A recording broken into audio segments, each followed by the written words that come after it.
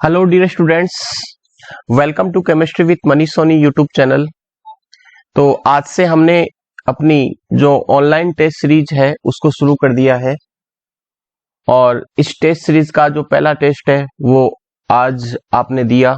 उम्मीद करता हूं कि आपको पेपर अच्छा लगा होगा। इस वीडियो में हम इस पेपर का जो सॉल्यूशन है उसको करेंगे।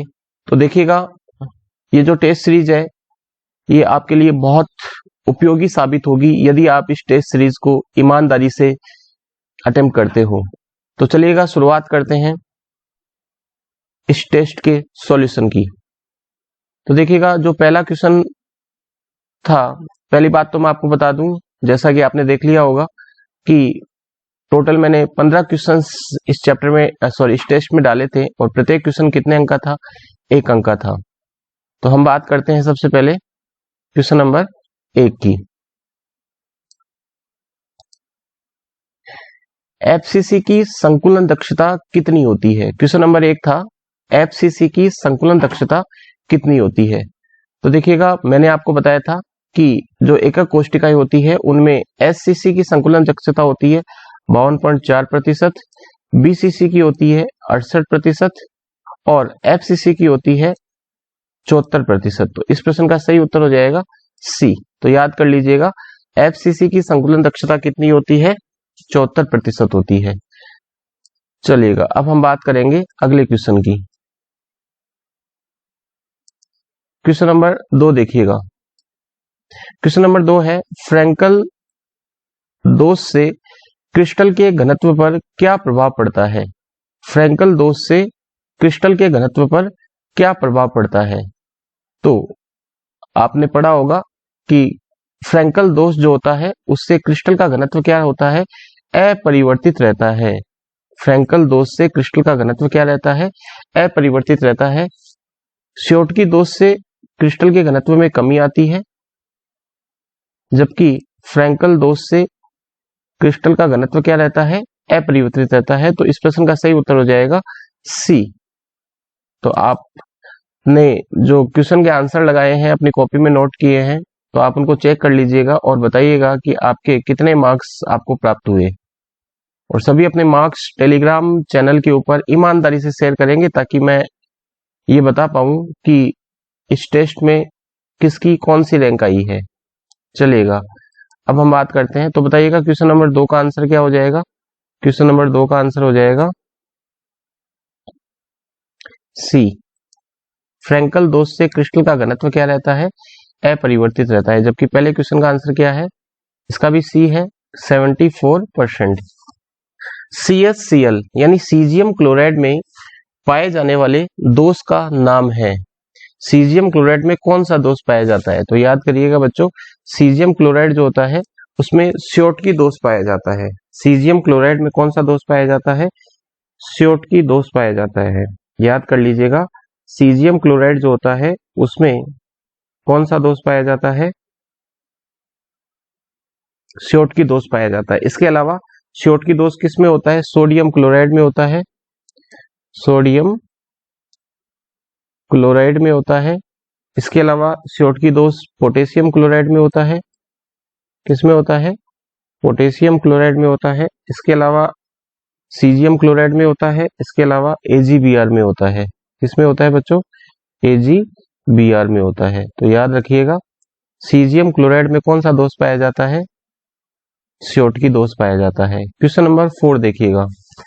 ठोस पदार्थ का नाम लिखिए जिसमें श्योटकी व फ्रैंकल दोनों दोष पाए जाते हैं। तो ये तो बहुत इजी क्वेश्चन है, सबको पता होगा कि सिल्वर ब्रोमाइड में दोनों प्रकार के दोष पाए जाते हैं। श्योटकी दोष भी पाया जाता है और फ्रैंकल दोष भी पाया जाता है। तो आंसर क्या हो जाएगा? सी हो जाएगा। अगला क्वेश्चन है, पोटेशियम क्लोराइड को पोटेशियम की वाष्प में गर्म करने पर F केंद्र के कारण इसका रंग हो जाता है। तो याद कीजिएगा बच्चों, मैंने आपको बताया था F केंद्र, क्या बताया था? F केंद्र बताया था। मैंने आपको कहा था कि इस प्रकार के दोष में क्या होता है? ऋणायन रिक्ति द्वारा ये दोष उत्पन्न होता है। इस प्रकार के दोष में कोई एक ऋणायन अपना स्थान छोड़कर क्रिस्टल से बाहर चला जाता है, जिस कारण क्रिस्टल में एक ऋणायन रिक्ति बन जाती है। विद्युत उदासीनता को बनाए रखने के लिए ऋण आयन रिक्ति में एक इलेक्ट्रॉन आकर उपस्थित हो जाता है। इस प्रकार बनी एक इलेक्ट्रॉन युक्त ऋणायन रिक्ति को F केंद्र कहते हैं और F केंद्र के कारण जो क्रिस्टल होता है वो रंगीन हो जाता है। सोडियम क्लोराइड का रंग पीला हो जाएगा यदि आप उसे सोडियम की वाष्प में गर्म करोगे। पोटेशियम की वाष्प में यदि पोटेशियम क्लोराइड को गर्म करोगे तो उसका रंग लाइलेक हो जाता है और लाइलेक बैंगनी का दूसरा नाम है। इसका दूसरा नाम है बच्चों बैंगनी रंग का, याद रखिएगा बैंगनी रंग को लाइलेक भी कहते हैं। बहुत इंपॉर्टेंट क्वेश्चन है ये।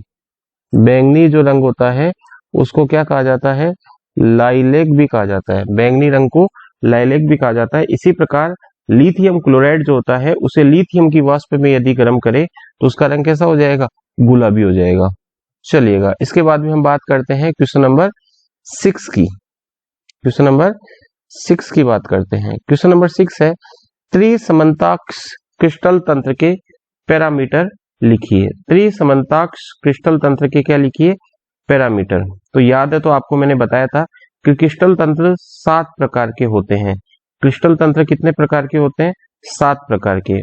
उनमें से जो चौथा क्रिस्टल तंत्र मैंने आपको पढ़ाया था वो पढ़ाया था त्रिसमन्ताक्ष। और मैंने कहा था इस क्रिस्टल तंत्र के जो पैरामीटर होते हैं वो होते हैं A बराबर B बराबर C, यानी तीनों भुजाएं आपस में क्या होती है बच्चों? बराबर होती हैं। और तीनों जो अंतराफलक कोण होते हैं, तीनों जो अंतराफलक कोण होते हैं यानी अल्फा बीटा और गामा, अल्फा और बीटा और गामा आपस में तो बराबर होते हैं लेकिन वो 90 डिग्री के बराबर नहीं होते। 90 डिग्री के बराबर नहीं होते। तो बताओ इस क्रिस्टल तंत्र के जो पैरामीटर होंगे वो होंगे A बराबर B बराबर C और अल्फा बराबर बीटा बराबर gamma, but not equal to 90 degree. तो उम्मीद करता हूं आपको ये प्रश्न भी समझ में आ गया होगा और इसका उत्तर भी आपने लिख दिया होगा। चलिएगा आप अपनी कॉपी चेक करते जाइएगा और ईमानदारी से बताइएगा कि आपको इस टेस्ट में कितने मार्क्स प्राप्त हुए और अपने मार्क्स भी आप मुझे शेयर कीजिएगा। अपनी कॉपी आप अपने साथ लेके बैठ जाइएगा। अगला क्वेश्चन है क्वेश्चन नंबर 7। क्वेश्चन नंबर 7 है तत्व B के परमाणुओं से HCP जालक बनता है। तत्व B के परमाणुओं से कौन सा जालक बनता है? HCP जालक बनता है। तत्व A के परमाणु 2/3 चतुष्फलकीय रिक्तियों को बढ़ते हैं। A व B तत्वों से बने यौगिक का सूत्र क्या है? यानी सूत्र आपको ज्ञात करना है। तो याद कीजिएगा मैंने आपको आयनिक यौगिक का सूत्र ज्ञात करना सिखाया था और मैंने कहा था कि आपको सबसे पहले क्या करना है कि जो तत्व किसी संरचना को बना रहा है उसको 1 मान लेना है। कितना मान लेना है? 1। और उसके अकॉर्डिंग आपको अष्टफलकीय या चतुष्फलकीय रिक्तियों की संख्या निकाल लेनी है। कौन सी रिक्तियों की संख्या निकालोगे? जो क्वेश्चन में मेंशन है। और मैंने आपको एक सूत्र बताया था कि किसी निबिड़ संकुलन में यदि अवयवी कणों की संख्या n होती है तो उस निबिड़ संकुलन में अष्टफलकीय रिक्तियों की संख्या भी n होगी और चतुष्फलकीय रिक्तियों की संख्या कितनी होगी? 2n होगी। याद कीजिएगा चतुष्फलकीय रिक्तियों की संख्या कितनी होगी? 2n। तो देखिएगा इसमें हम क्या करेंगे? तत्व B के परमाणुओं को 1 मान लेंगे। तो बताओ तत्व B के परमाणु को हमने कितना मान लिया? 1 मान लिया। तत्व जो B है उसके परमाणुओं की संख्या को हमने कितना मान लिया? 1। तो बताओ जो चतुष्फलकीय रिक्तियां होगी, चतुष्फलकीय जो रिक्तियां होगी उसकी संख्या कितनी हो जाएगी? 2 हो जाएगी, है ना। फिर ये कह रहा है कि जो चतुष्फलकीय रिक्तियां है उसके 2/3 भाग को घेरा हुआ है ना। तो 2 रिक्तियों का 2/3 भाग निकाल लेंगे तो ये हो जाएगा 2 गुणा 2/3 बराबर कितना हो जाएगा बच्चों? 4/3 हो जाएगा। ठीक है। फिर हम क्या करेंगे? 1 और 4 अनुपात 4/3 का सरल अनुपात ले लेंगे। तो बताओ लघुत्तम कितना आएगा? 3 आएगा। यहाँ पे लिख देंगे 3 और यहाँ पे कितना आ जाएगा?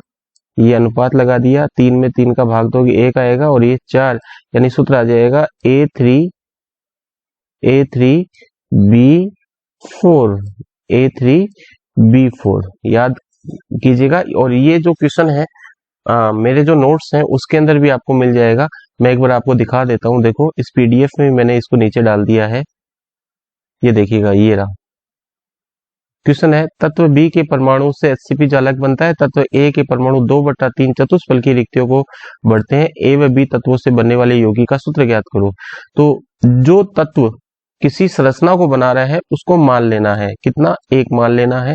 तो बताओ अष्टफलकीय रिक्तियों की संख्या कितनी हो गई, एक, और चतुष्फलकीय रिक्तियों की संख्या कितनी हो गई, 2 हो गई। ठीक है, अब अष्टफलकीय रिक्तियां तो हमारे काम आएंगी नहीं, क्यों, क्योंकि हमें क्वेश्चन में चतुष्फलकीय रिक्तियां दे रखी है।